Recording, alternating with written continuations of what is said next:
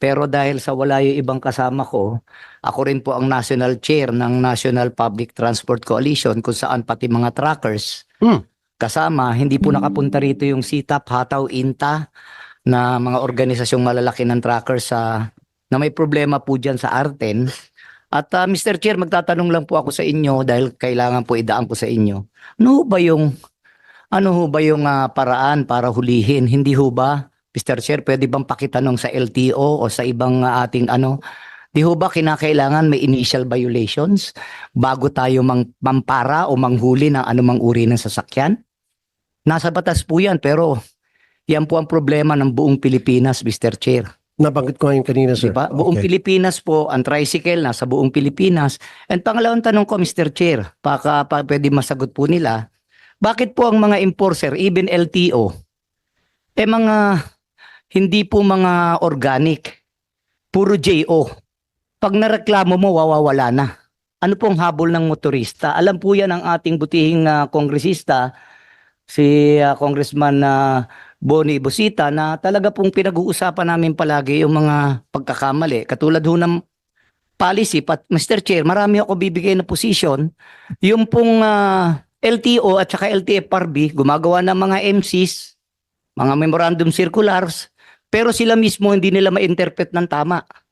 So, huli ng huli, 200,000, 200,000, 200,000. So, lahat ho hinuhuli. May mga instance po na problema ngayon, even in Mindanao, ang tingin ng mga tao sa Mindanao, pinag-iinitan tuloy sila dahil sa politika. Sana naman po hindi mapasok doon. Dahil Davao pa nangyayari mismo.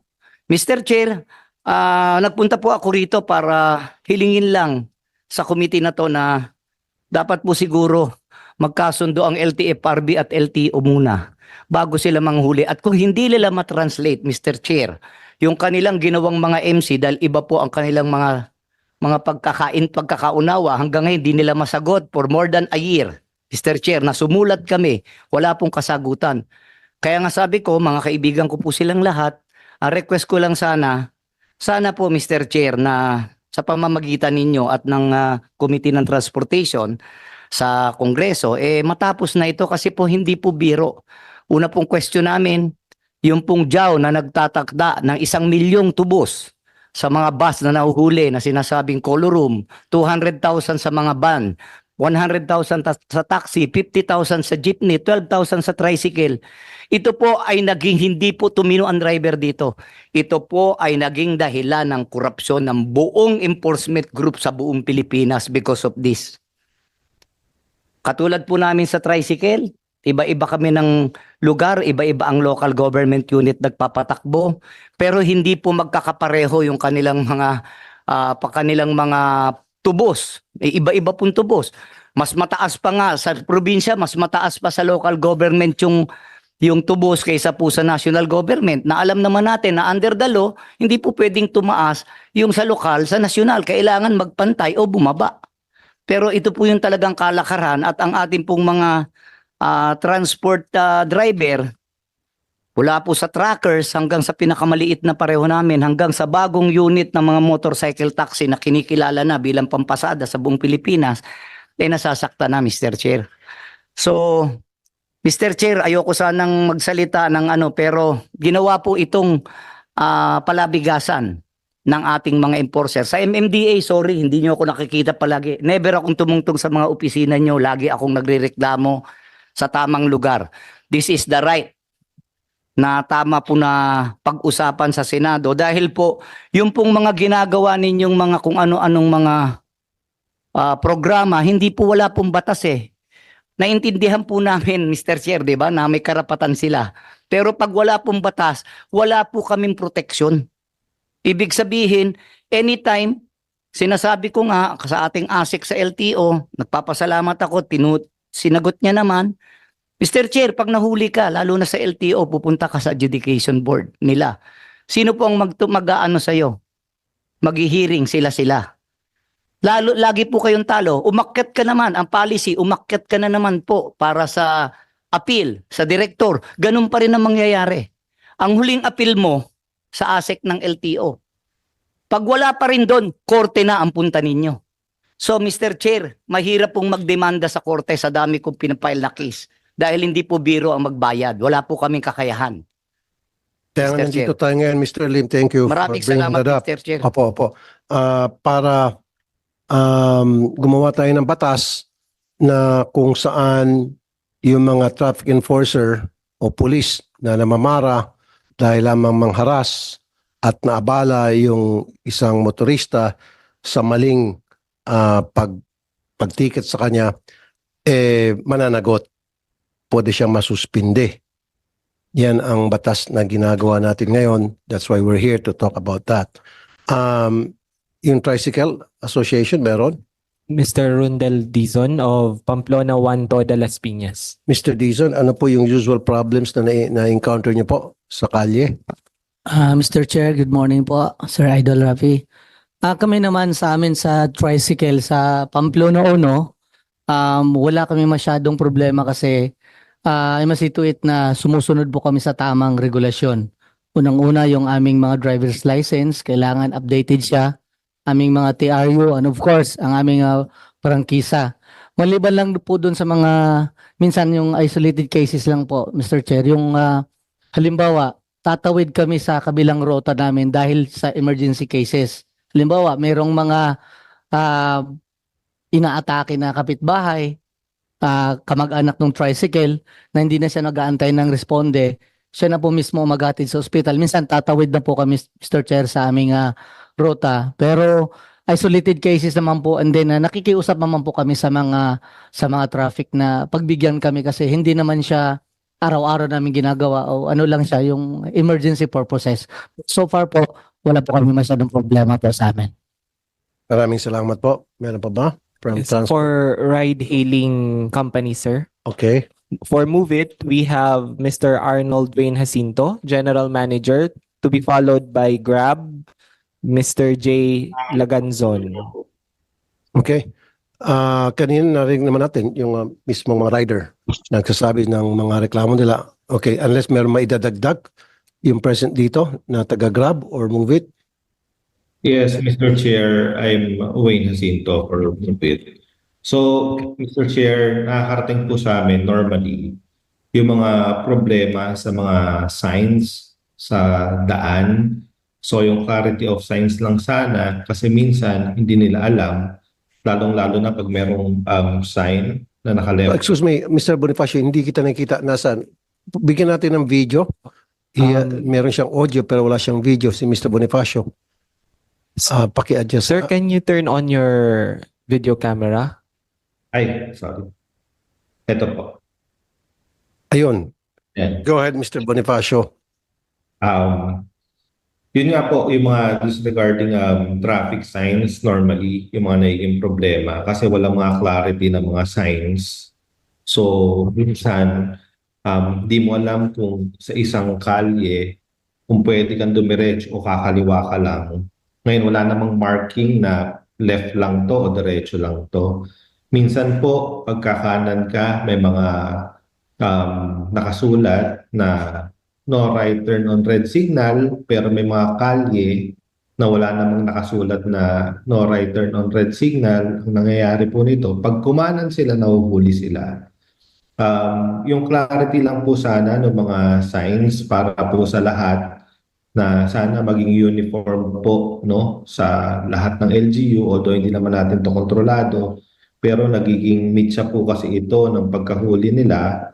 At doon na nga nagkakaroon ng pagtatalo kasi minsan hindi naman pala malinaw yung mga signs sa daan. So yun po yung mga karaniwang na-encounter ng ating mga riders sa Move It. Thank you po, Mr. Chair. Okay, thank you. Thank you, Mr. Bonifacio. Meron pa? And finally, for Grab, we have Mr. J. Laganzon. Mr. Laganzon, magandang hapon po sa inyo. Mr. Laganzon? Okay, meron siyang video, wala naman siyang audio. Mr. Laganzon? Magandang umaga po. Magandang umaga po, Mr. Chair. Dane Fajardo po, Grab po. Magandang umaga po sa inyo lahat. Kamukha lang din po ng sinabi ni Sir Wayne. Sa Grab naman po, ang kadalasan pong mga feedback na nare-receive po natin sa ating mga Grab driver partner, yung paghuhuli po pagdating po sa color coding, yun naman po ang kalimitan na lang tinatanong. Alam naman po natin na pagka Grab driver po ay exempt po sa coding, except po sa certain areas like Makati and Las Piñas po. Ngunit pagka nahuli po sila, bukod po sa pagkuha ng kanilang mga lisensya, hinihingan pa daw po sila ng mga ibang dokumento tulad ng mga PA at mga papel nila na nagpapatunay na Grab driver sila. Bukod po doon sa nakikita na ng enforcer na mga driver app na nakalagay po sa kanilang mga kotse. Pero bukod po doon, Mr. Chair, wala naman pong ibang pinaka-concerns mo. Yun lang po. Pagdating lang po sa coding, nag-a-abide naman po ang ating mga Grab driver partners pagdating po sa coding, lalo na po sa Makati area. Pero doon po sa iba, ang request lang po nila, kung sakaling huhulihin po sila at nakita naman po na yung sasakyan may MMDA sticker din po, nakita rin po na may Grab driver app at may pasaherong sakay, sana po hindi na po mahingan ng iba pang mga dagdag dokumento para rin po makabiyahe na rin po kagad ang ating mga driver partner. Yun lang po, Mr. Chair. Maraming salamat po. Thank you, sir. Thank you, sir. Comsec, meron pa? Yan na lang. Okay. Before I proceed, since nandito si Congressman Bonifacio Busita, kung meron siyang gustong sabihin or opening statement, Congressman Busita.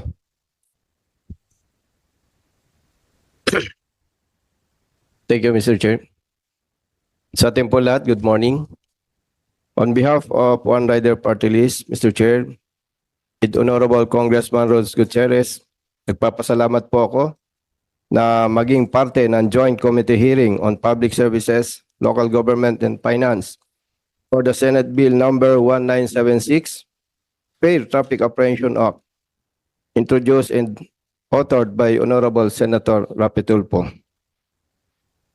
Mr. Chair, since 2006, noong ako po ay nasa active service pa sa PNP at nakatalaga sa PNP Highway Patrol Group, marami na po ang humingi ng tulong sa akin na mga nabibiktima ng pang-abuso at maling pagpapatupad ng batas. Hanggang ngayon po, 18 years na ang nakalipas. Ganun pa rin, Mr. Chair. Marami pa rin ang mga abusado sa kapangyarihan at ginagawang negosyo ang dapat sana ay serbisyo. Kamakailan lamang po, isang rider ang namatay sa Dasmariñas City, Cavite, resulta ng maling pagpapatupad ng batas. Ipinahila ng enforcers ang dump truck na nasiraan at inilipat sa parte ng madilim na kalsada sa tabi ng malaking puno ng kahoy at walang ilaw. Sa kasamang palad po, Mr. Chair, isang rider ang bumangga ang minamanehong motorsiklo sa nasabing truck at namatay. Siningil ng 5,000 sa towing ang may-ari ng truck at pinagmulta siya ng 1,000 pesos bawat oras. Siya po ay nagkaroon ng bayarin sa lokal na pamahalaan ng Dasmariñas City ng kabuang halaga ng 107,000 pesos sa loob lamang ng 5 araw. Sa LTO, Mr. Chair, maraming beses na po nating napatunayan may mga district officers, enforcers, inspectors, even evaluator, hindi alam ang batas na kanilang ipinatutupad.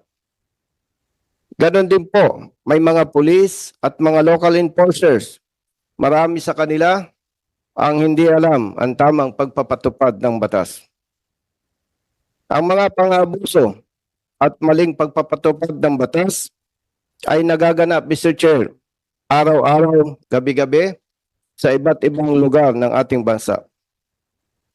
Hindi lamang po mga riders at mga drivers na kanilang nabibiktima ang kawawa-awa at napiperwisyo.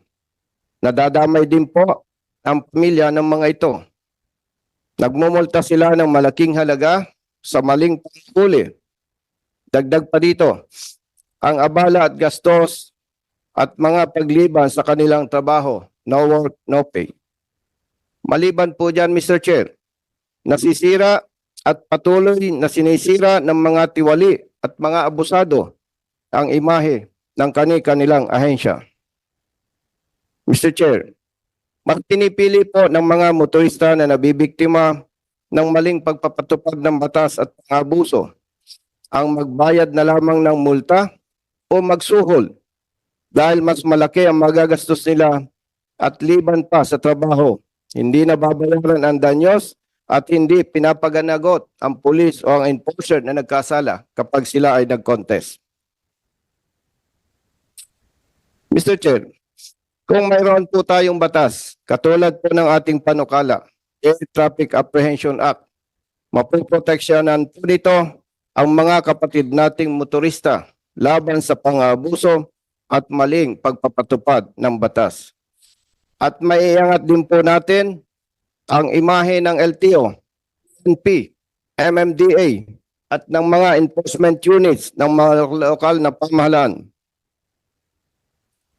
Mr. Chair, bilang principal author po ng House Bill number 3366 sa Kongreso para sa Fair Traffic Apprehension Act, nagpapasalamat po ako na dito sa Senado ay nabigyan ng atensyon at priority ang Senate Bill number 1976, Fair Traffic Apprehension Act, authored by Honorable Senator Raffy Tulfo.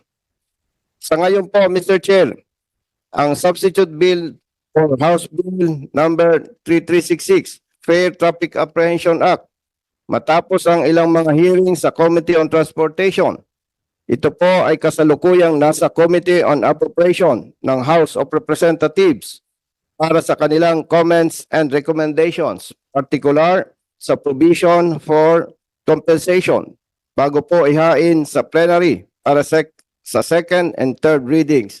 Muli, Mr. Chair, maraming salamat po on behalf of Panrider Party List at ng mga kababayan nating motorista. Maraming salamat, Congressman Bonifacio Busita. Meron akong nasagap pala sa news lately. 2 weeks ago, andito yung MMDA, no? Merong nahuli na counterflow sa EDSA busway. Ang nangyari, sa halip na tikitan, itong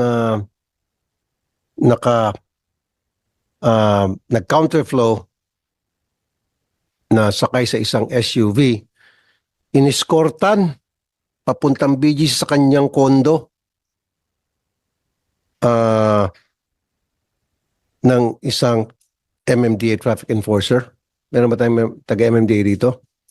Anyari po, bakit po sa halip na nag-counterflow, tikitan, ang ginawa, iniskortan papunta pong kondo niya. Sino ba yung Poncio Pilato sa SUV at sobrang super VIP treatment, hinatid pa? Naging escort patuloy kayo po, yung traffic enforcer. Yes, Mr. Chair. Good morning. I'm Attorney Victor Nunez of the Traffic Enforcement Group of MMDA. Totoo po yun nung madaling araw ng July 28.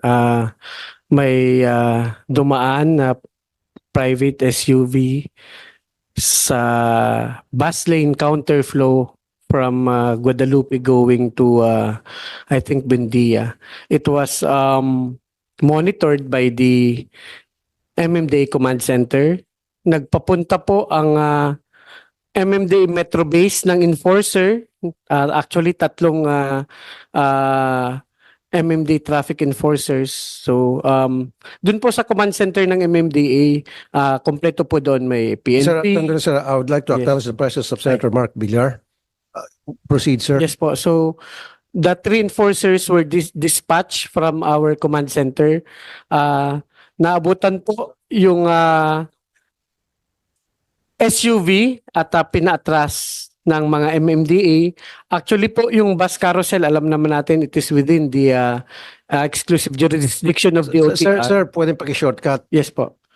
Sino po yung sakay ng SUV at bakit po siya iniskortan pa pauwi ng kanyang kondo? Yes po. Ang Bakit po siya nag-escort binigyan ng super VIP ang treatment? nag-escort po sa kanya hindi po MMDA. Sino po yun? From SAIC, DOTR. Ang nag-escort po sa kanya 2 Coast Guard Aha. and 1 personnel of SAIC under DOTR. MMDA were there to issue ticket citations because ang dapat po talagang naninikit sa exclusive bus carousel violation ay DOTR ang SAIC. It just so happened that wala akong panikit yung team leader noon. That's why ang MMDA po ang nag-issue ng ticket. So, a ticket was issued. A ticket was issued for illegal counterflow and ano pa ba? The reckless driving. Okay. Although may dumating din pong police because medyo maraming dumating na mga from different agencies enforcers. So the MMD enforcer Kaya even pala, sir, okay. Yes. Sino po yun yung sa SUV? si alam po ng DOTR. DOTR, I need Chair. the name of that person. His name is Christopher Lim De Vera. Christopher Lim De Vera. Ano po siya? Sino siya? Taga saan siya? Taga-gobyerno ba ito? Christopher Lim Mr. De Chair, Vera? the investigation is ongoing. Itong si Mr. Christopher De Vera, nag-issue na po ng show cause order ang LTO dito po. When this incident happened, Mr. Chair, we were not there, but ang initial report was nakainom po. So, lasing. Opo, Mr. So Chair. kung lasing siya, dapat inaresto siya. Dapat inimpound yung kanyang sakyan. Bakit iniskortan pa siya po ng bahay? Naging baby pa tuloy siya ng DOTR. Unfortunately, Mr. Chair, when the PNP was there, we were left with With what? Mr. De Vera po, yung driver, Ano po? sorry. Ikaw muna, sino ba to si De Vera? Anak ba to ni Herodes o pamangkin ni Poncio Pilato? Bakit gano'n na lamang yung itrato to? Maging yung pulis, hindi siya kayang arestuhin, untouchable siya, nagsidatingan kayong lahat, sabi mo, ang daming nagsidatingan. Mabuti pa palang MMDA, nag-issue ng ticket. And I commend you, MMDA, for doing the right thing. Na-issuean siya ng ticket, regardless kung sino man siya doon, kung sino man siya na Poncio Pilato. Ito lang DOTR, nakakapikon at saka itong PNP. Come on guys, huwag kayo matakot. Bakit? Ba't ganon? Yeah. Lasing pala siya, may patakaran tayo pagdating sa drunk driving, syempre, lasing siya, makakadisgrasya siya sa daan. Ayun na nga, buti walang nagdisgrasya kasi nag-counterflow siya. Dapat yon kinulong siya. At inimpound yung kanyang sakyan. Ang nangyari, iniskordan pa siya pauwi ng kanyang condominium sa BGC. Sa magkanong kadahilanan? Mr. Chair, if I may, I was able to get the information po, i-relay ko po. I'll just continue from ASEC Dr. Lim. So, ang nangyari po, tama po, no, may dumating po mga kapulisan, and then eventually po, nung dumating na rin yung ibang from SAIC, from MDA, so umalis po yung kapulisan, no? Ang actual po nangyari, so nag-back po, no, to go back to the nearest exit. Ang nangyari po, yung ginawa nung SAIC personnel po, no, yung kasama namin sa DOTR, when they were left with the situation, ang naging decision po nila was samahan doon sa tirahan. I think sa BGC po yung tirahan. Ang nasa mind nila when we investigated, kasi ongoing po yung investigation, no, was that para hindi makasakit or hindi kaya makadrive, sinamahan po, drive hanggang BGC. So may ongoing po kaming investigation because ang kailangan po namin nila dapat ginawa is idala nila agad sa police, sa presinto po. Which unfortunately nga po hindi nangyari nung nandun yung ating kapulisan. Teka muna, so bakit pinalis yung police? Ba't usang umalis yung police o pinalis yung mga police? I'll be honest with you, ang pagkaalam po namin, kusa po silang umalis. Wala naman pong pinaalis. Bakit kusang umalis yung mga police? Siguro po, no, I will make a Do you have the conclusion. name of those policemen? Wala tayong name, ano? We have no name yet, Mr. Chairman. That's why it's still the investigation is ongoing po. Okay. Okay, so kusang umalis yung pulis ba pumasok sa loob ng SUV, nagsara ng pinto, yung driver at saka yung mga pulis? Not that we know of, Mr. Chair. That's why we're asking. May the inabot ba dun sa mga pulis? Based on the CCTV footage po. Kasi hindi naman siguro alis yung pulis for nothing. So kaya siguro, so hindi nyo nakuha yung pangalan. Siyempre, merong dispatch yan, di ba? Sinong tumawag ng pulis? Mr. Chair, if I may. Yes, sir. Yung police po parang mobile siya na naka-standby near Guadalupe. We were able to get the name of the two policemen. We already endorsed it to DILG yesterday for their own investigation because lumapit naman po sila and yung dalawang police ang tinanong lang sa enforcers namin kung may resistance ba yung driver or pumapalag ba yung driver, something like that. Pero alam ng mga pulis na lasing yung driver. The enforcers told them na, Chief, Dati. mukhang nakainom po itong driver. Oh, so dapat yung pulis na take over na doon. Hindi na sa presinto para hindi siya makadisgrasya. In the first place, nag one way siya, counterflow siya, doon pa lang, muntik-muntik na siya makadisgrasya. Buti na para siya. So dapat, sinamahan siya sa presinto, kinulong siya, inipaw niyo kanyang sakyan. So doon may problema ating police. Anyway, meron kang pangalan po. Yes, we already gave the names to DILG yesterday at the House of Representatives hearing at under investigation na rin po ng DILG yung dalawang police na nandun during that incident. Okay. So, thank you, sir. DOTR,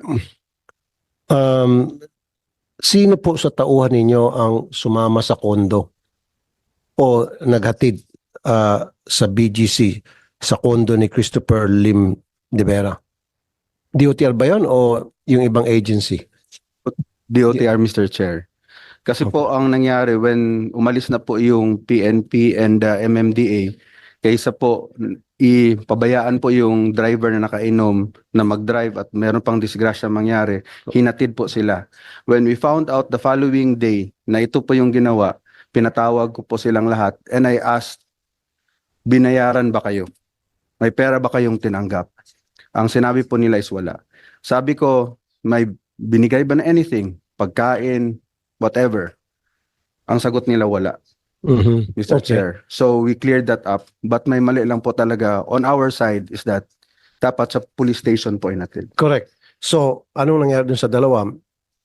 They are investigated po right now. They're being investigated, Mr. Chair, and we will submit the report to you, Mr. Being Chair. investigated. This was 2 weeks ago. So, continuous pang investigation. Yes, because they're interagency po. Merong MMDA, may DILG po as well, Mr. Chair. Kaya nga, pero sa part lang ng DOTR. So, dahil inamin mo, tauhan ninyo yung naghatid sa kanya papuntang BGC sa kanyang kondo. So, sabi nyo, your people are being investigated, those who are involved. So, for 2 weeks, you keep investigating hanggang ngayon wala pa ng resulta ng inyong investigasyon. Meron na po, but we want to be very precise po on our investigation so that... Very precise. Opo, yes, Mr. Chair. Define very precise para sa iyo. Para kung Nandiyan na, alam mo na may violation yon. Lasing, nag-counterflow, At ginawa ng inyong tauhan, sa halip na idiretso sa police station, diniretso sa kondo. Sinamahan. Ano pang klaseng investigation, ano pang klaseng ebidensya ang hinahanap niyo po? Baka kamag-anak mo to, Christopher Lim, Asik Lim. Hindi pa kamag-anak. Mr. Chairman, no, he's not Hindi, related okay. to us. Hindi nga, sir. Hanggang ngayon, ini-investigate niyo pa rin itong tauhan ninyo na very obvious naman talagang may violation siya or meron siyang ginawang hindi tama at inamin mo rin. At hanggang ngayon, nag-imbestiga pa rin kayo dahil you want it to be very precise. Ano pa yung kailangan pa maging precise kayo bago nyo patawan ng sanction itong tauhan ninyo? Check nyo nga sa Google sino itong Christopher Lim de Vera. Would somebody check? Tingnan mo sa social media, who's this guy? Para pati yung DOTR natatakot na ata. Buti pa yung MMDA. May plate number tayo. LTO? Do we have the plate number of this guy? This guy is dangerous. Good morning, Mr. Chair. Yes, Mr. Chair, we have the plate number of the vehicle.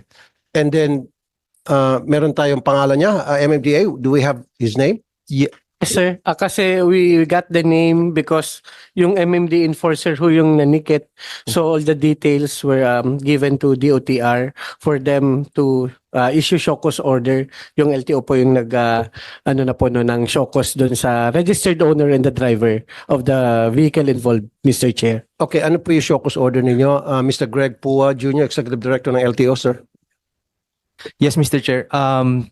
Nung nalaman po namin itong nag-trending siya, Mr. Chair, we immediately issued show cause order to the registered owner of the vehicle under the name of Wivina Lim De Vera. Ano pangalan po yung owner ng vehicle? Wivina Lim De Vera. Female ito, si Wivina. Yes. Female. Yung Mother. driver is male? Yes, Mr. Chair. Male. Okay, why would you issue a show cause order to the owner of the vehicle when in fact Wivina was not the driver or was not in command of that vehicle at that time of the apprehension? At the time of the issuance of the show cause, Mr. Chair, we don't have any information yet. I thought you already have that information from the MMDA kasi the fact that the MMDA was able to issue a ticket to that driver, then dapat ang show cause order doon sa driver, hindi po doon sa owner ng vehicle kasi yung vehicle hindi naman nakabangga. Yes, Mr. Chair. But But naka-aksidente. at that time, Mr. Chair, nakita namin nag-trending po yung video. We immediately issued show cause only to find out after that MMDA issued a OVR for the driver, Mr. Chair. Okay, prove to me na hindi nyo binibaby-baby itong Christopher Lim de Vera, suspindihin yung lisensya nito. Yes, I Mr. want Chair. his license suspended. Yes, Mr. Chair. Very good. So, maasahan ko kailan masuspindi ang lisensya nito. The case is already submitted for resolution, Mr. Chair, and we will immediately resolve it. Thank you, Mr. Greg Pua Jr., Mr. Chair. Executive Director ng LTO na nangako sa atin na masuspindi na ang lisensya nitong si Christopher Lim de Vera. Asek Jose Lim, gusto ko yung mga tauhan mo maparusahan. Stop na yung mga tinatawag niyong bullshit na Stop niyo na yung investigation, sinasabi niyong precise investigation. Stop that. Hindi naman tayo pinanganak kahapon. Huwag naman kami. Mr. Chair. Suspindihin niyo po yung tauhan niyo. Can I expect from you to sanction this? Ilan po sila? Yes, Mr. Chair. Ilan po yung mga tao niyo na 3 po yung naghatid po sa kanila. so these Mr. three Chair. persons from DOTR, I want them sanctioned. Ano po yung possible sanction na pwede niyo pong maipataw? We're looking, meron pong administrative sanction and we're looking also yung criminal liability po. Good. So sa administrative sanction, ano po ang nakikita niyong pwede ipataw sa taon to? Besides suspension po, baka pwede pong matanggal sila po, Mr. Chair. Very good. That's music to our ears. Okay. So I would like you to give us an update maybe before the end of the month kung ano na talaga ang nangyari doon sa ating napag-usapan at kung na-implement po yun, I want a black and white, I should be furnished in black and white yung pong naging desisyon ninyo at yung pong pag-implement ng inyong desisyon. Yes, Mr. Chair. Thank you, thank you. Sino kanina Mr. Chair, if I may. Congressman Busita? Thank you, Mr. Chair.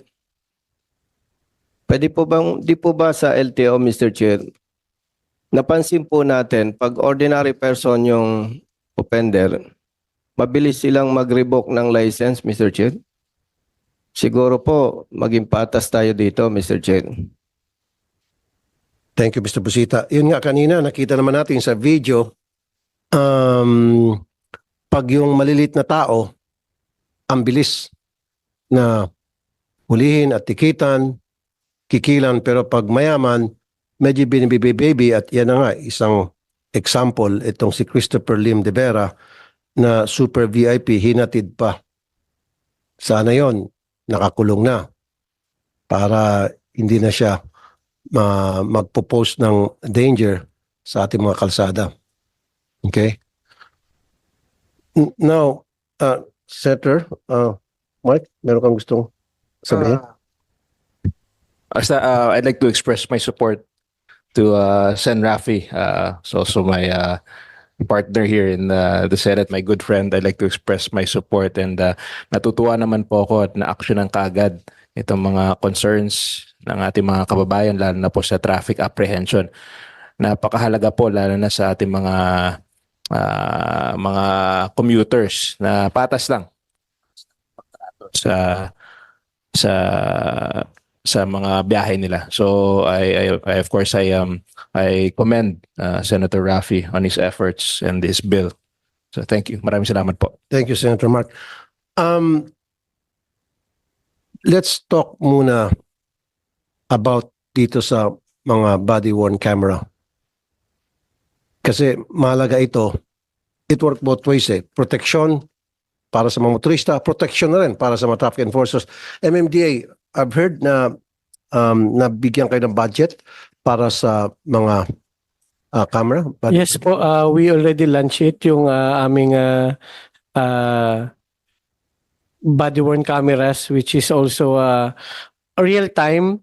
Naka-live feed ho siya sa aming command center, audio-video, kung anong sinasabi. Ginagamit na ho ba? Ginagamit na ho. Pero po, 100 units pa lang po yung gamit namin ngayon na body-worn camera. Pero ilan po yung nabili ninyo? 100 po. Pero may additional ho kaming PR ngayon na body-worn cameras this year para pangdagdag. Actually po, hindi naman lahat naka-body-worn. Yung mga ano lang, bawat team, at least may isa na naka-body-worn cameras.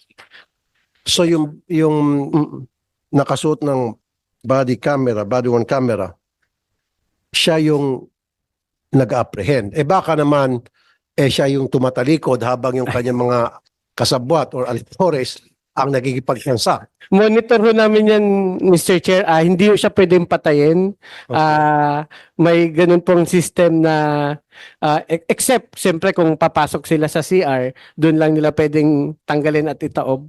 Pero hindi ho siya pwedeng i-turn off. Kahit patayin, hindi ho siya na ano. And hindi rin nila naalis ang volume. So alam namin kung anong nangyayari real time, pati yung exact location nila may ano po. Opo. Okay. 2,500 personnel meron kayo sa MMDA. Ilan ang kailangan yung body-worn camera? Una po yung sa mga traffic enforcers ninyo. yung may mga panikit lalong-lalo na.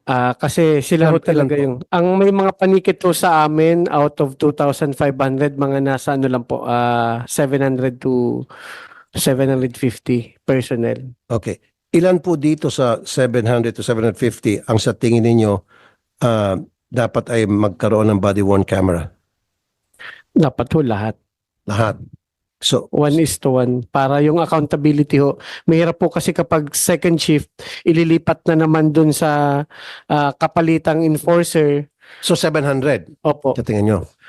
Paki-multiply nyo nga 700 times 60,000 per unit. 45 million.